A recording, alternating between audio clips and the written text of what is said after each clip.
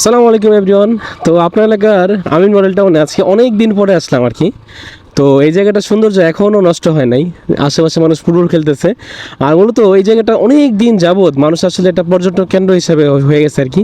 দূর দূরান্ত থেকে মানুষ আর কি এখানে ঘুরতে আসে, কারণ মনোরঞ্জন পরিবেশ, মানুষ একটু রিলায়েবল আপনার সময় টময় পাস করে এখানে আর কি। সামনে একটা বিল্ডিং হয়েছে, এখানে যদি ভাড়া নিতে পারতাম অনেক ভালো হতো ভাই, অনেক সুন্দর আর কি, এরকম খোলামেলা পরিবেশ, মানে একদম জটিল বলা যায় আর কি। আচ্ছা, এই গাড়িগুলো সম্ভবত নিচে লেগে যায়, সিএচআর, হ্যাঁ।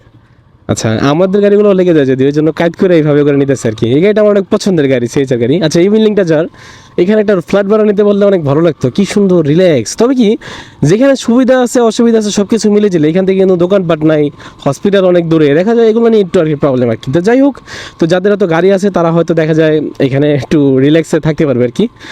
আর একটা এরিয়াটা যে এত দিন যাবত মানুষের মনটা কেড়ে নিচ্ছে আর কি, সেটা হলো যে আমিন মলের টাউনে এটা। ওফ, এটা কি গাড়ি গো ভাই, রাকিব, এটা কি গাড়ি রে?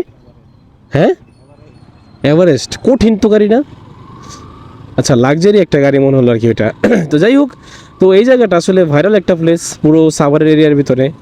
সবাই আসলে যখনই ফ্রি থাকে, আশেপাশে যত ভাই ব্রাদার আছে সবাই এখানে ঘুরতে আসে। দুই পাশে রাস্তাটা এত সুন্দর।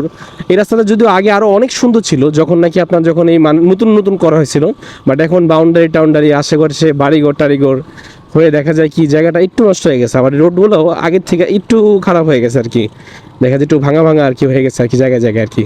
বাট এরিয়াটা যদি আমি বলতে চাই তাহলে একদম সাভার ভিতরে একটা অসাধারণ একটা এরিয়া, একদম ফ্যামিলি নিয়ে একটা টাইম পাস করার মতো খুব সুন্দর একটা এরিয়া বলা যায়। যদিও ফ্যামিলি নিয়ে কম আসে এখানে, আসলে মূলত কাপল কাপল আসলে বেশি আসে আর কি। তো যাই হোক, এরিয়াটা আপনাদের কেমন লাগে অবশ্যই কমেন্টে জানাবেন। আর আশা করি সবাই এই জায়গাটা চিনেন, যারা চিনেন তারা অবশ্যই আপনাদের একটা ছবি প্রয়োজনে কমেন্টে দিয়ে আর কি। আর এরিয়াটা আসলে যদি ড্রোনটা নিয়ে আসতাম, কিছুদিন আগে একটা ড্রোন শুট এখানে ভাইরাল হয়েছে, সেটা দেখছিলাম আমি, হয়তো আপনারা হয়তো দেখছেন।